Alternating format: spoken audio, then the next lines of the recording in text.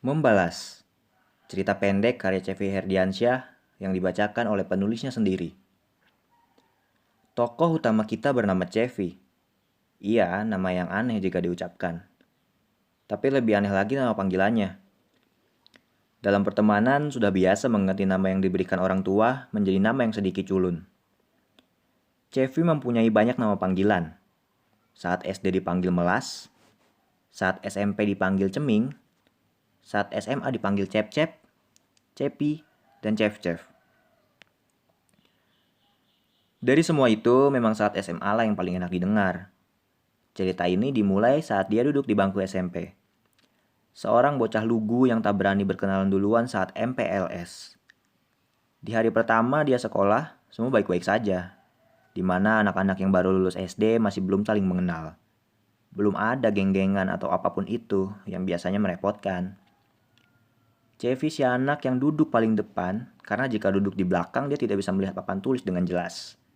Yang sering bersembunyi saat guru menyuruh maju ke depan. Seolah dia sudah aman walau hanya menunduk ke bawah meja. Lalu bu guru menunjuk seorang anak perempuan yang duduk di barisan ketiga paling kiri untuk maju ke depan. Cevi yang menunduk pun mengangkat kepalanya dengan menoleh ke samping melihat siapa orang yang ditunjuk oleh bu guru tersebut. Seketika dia terdiam. Ya memang biasanya dia terdiam, tapi diam yang ini beda. Matanya hanya melihat wanita itu maju. Kepalanya bergerak mengikuti langkah kakinya. Dia pun berkata, "Siapa namanya?" Seharusnya dia tahu namanya, karena tadi pagi sudah diabsen satu persatu. Ya, begitulah Cevi. Anak yang cuek, yang tidak peduli dengan sekitar.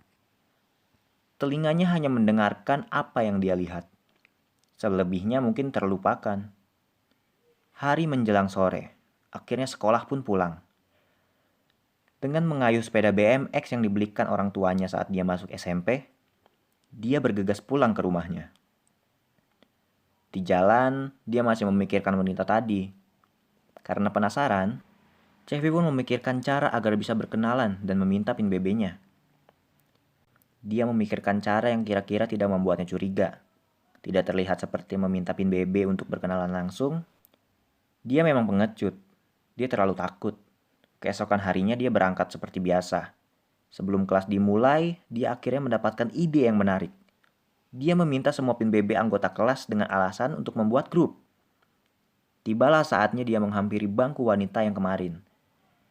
Jantungnya berdegup kencang, keringatnya menetes dari kepala ke ujung rambut, sampai terlihat seperti habis olahraga. Dengan malu dia bertanya, "Hai, boleh minta PIN BB-nya?" "Buat apa?" Cevi pun makin gugup ketika dia menjawab. Buat grup. Ya, buat grup kelas." "Boleh, sini kertasnya." Dalam hati, Cevi lega sekali. Dia memberikan kembali kertasnya, lalu segera pergi ke bangku yang lain. Dia membaca kertas tersebut, dan dia tersenyum. Ternyata namanya Dinda. Sudah saatnya pulang. Dia sudah tidak sabar untuk membuat grup, dan tentunya tidak lupa mengirim pesan untuk Dinda. Saat di rumah, dia langsung mengambil handphone dan membuka kertas yang tadi. Dia memasukkan PIN BB Dinda, lalu mengirimkan pesan. "Ping, ini aku Cevi yang tadi minta PIN BB." "Oh iya, salam kenal ya." "Iya." Singkat namun sudah cukup membuat bahagia. Keesokan harinya, Cevi memasuki kelas seperti biasa. Dia datang tepat waktu, tidak terlalu cepat dan tidak terlambat. Setelah beberapa hari satu kelas bersama Dinda, ia pun sadar. Dinda anak yang pintar, dia cantik. Dia sangat berbeda jauh dengan Cevi. Aku dan dia bagaikan bumi dan bulan. Aku bumi dan dia bulannya. Bahkan aku tidak pantas disebut bumi. Sangat jauh perbedaan di antara kita. Aku sering diledek oleh teman-teman sekelasku karena aku tidak bisa apa-apa. Main bola tidak bisa, pelajaran tidak pintar, bahkan wajahku juga tidak tampan. Di kelasnya terdapat geng cewek yang sangat menyebalkan. Apalagi yang namanya Debbie. Dia selalu menghina Cevi dan memberikan panggilan Ceming. Karena mukanya memang seperti Ceming. Dia selalu memanggil Cevi Ceming tanpa sadar itu menyakiti hatinya. Selain Debbie, Cevi juga tidak diajak bermain oleh teman-teman cowoknya. Dia selalu ditinggal dan dihina. Pernah suatu saat pada pelajaran olahraga, teman-teman sekelas Cevi menyembunyikan baju gantinya. Lalu saat ganti pelajaran, dia masih menggunakan baju olahraga yang berkeringat. Setiap hari Cevi dirundu oleh teman-temannya. Apakah masih bisa disebut teman? Cevi yang mulai kesal cerita hal ini kepada ibunya. Dia tidak masuk sekolah karena takut dihina lagi. Ibunya yang tak terima datang ke sekolah, bertemu wali kelas. Lalu besoknya saat masuk kelas, Cevi disindir. Yah, cupu, mainnya ngadu. Jangan deketin Cevi, dia tukang ngadu. Masa ada yang digituin aja ngadu? Cevi semakin terpuruk dalam kelas. Keinginan dia mendekati Dinda sangat jauh dari harapan.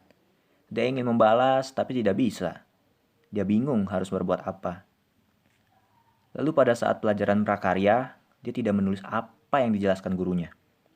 Pada saat itu gurunya sedang memberikan kisi-kisi untuk UKK. Pada saat pulang, catatannya diperiksa satu persatu. Cevi pun pasrah, tidak tahu harus apa. Lalu pada saat gilirannya tiba, gurunya marah. Dia menampar Cevi di depan semua murid satu kelasnya. Dia menarik kuping Cevi dengan berkata, "Mau jadi apa kamu? Nulis malas, belajar malas, kalau nggak mau sekolah, nggak usah sekolah."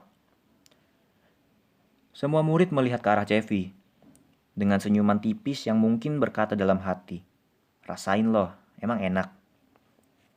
Tatapan mata orang-orang di dalam kelas melihatku begitu hina. Mengapa hidupku seperti ini? Sampai Dina juga melihatku dengan mata yang sinis.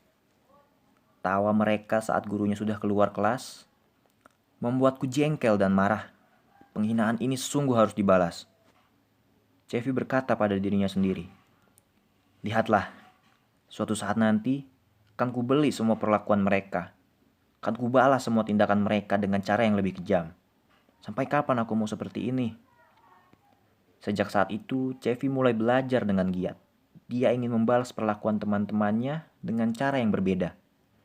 Membalas dengan cara memperbaiki diri sendiri.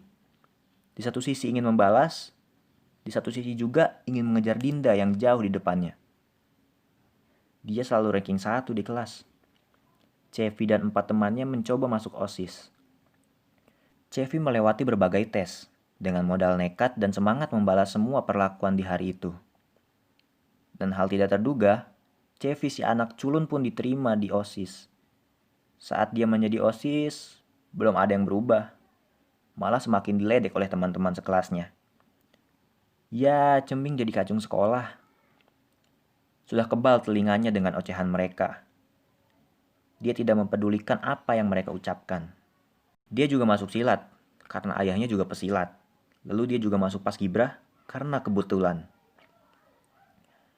Pada saat sebulan sebelum 17-an, namanya dipanggil untuk menjadi pemimpin upacara. Dia kaget. Berdiri di depan kelas saja tubuhnya bergetar kencang, apalagi berdiri di depan semua siswa.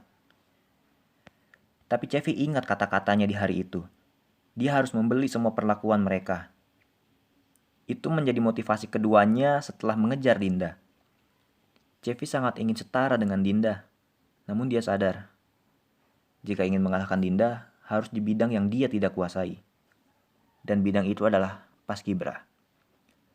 Dia tidak bisa kena panas, sedangkan paskibra latihannya panas-panasan. Cevi pun setuju menjadi pemimpin upacara. Setiap hari sepulang sekolah, dia latihan di lapangan. Teriak-teriak, langkah tegap, dan lain-lain. Setelah latihan setiap hari, tiba saatnya hari pembuktian kepada semuanya. Si ceming tukang ngadu yang selalu dihina di kelasnya memulai langkah baru di kehidupannya. Upacara pun dimulai. Semua hening. Hanya suara MC yang terdengar. Upacara pengibaran bendera merah putih dalam rangka memperingati Hari Kemerdekaan Republik Indonesia yang ke-73. Jumat, 17 Agustus 2018 segera dimulai. Pemimpin upacara memasuki lapangan upacara. Inilah saatnya untuk pembuktian dan pembalasan, kalau aku bisa. Langkah pertama dimulainya. Semua senyap. Teman-teman sekelasnya terdiam tidak percaya kalau yang berjalan itu adalah orang yang mereka hina. orang yang pengadu, ceming, jelek, dan sebagainya. Saat semua sibuk menghinaku, aku sibuk memperbaiki diriku. Saat mereka tidur, aku sudah terbangun. Saat mereka terbangun, aku sudah berjalan. Saat mereka berjalan, aku sudah berlari. Saat mereka berlari, aku sudah terbang, jauh melesat tanpa suara. Membalas tanpa memukul, dendam tanpa menyentuh. Saat Cevi sudah sampai di lapangan dan teriakan pertamanya didengar. Siap!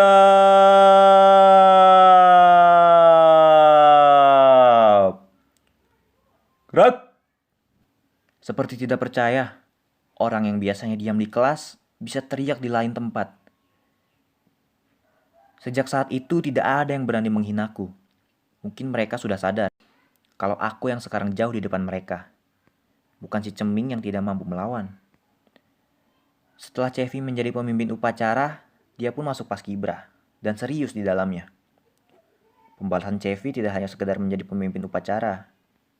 Dia pun ikut turnamen silat tingkat Jabodetabek dan nasional. Dua-duanya juara 2. Meski tidak juara 1, itu sudah cukup membuat yang lain terdiam. Sekarang jika mereka menghina Cevi, dia bisa bilang seperti ini. Buktikan kamu bisa apa, baru menghinaku. Setelah selesai membalas perlakuan mereka, Cevi kembali dengan wanita bernama Dinda. Dia sudah setara dengan Dinda. Dia sudah mengejar Dinda. Namun apa daya? Pada saat perpisahan, Dinda bilang, "Maaf, Cev. Aku tahu perasaan kamu ke aku. Tapi aku tidak bisa memaksakan perasaanku." Terima kasih sudah menonton video ini. Klik tombol subscribe sekarang juga dan terus membaca.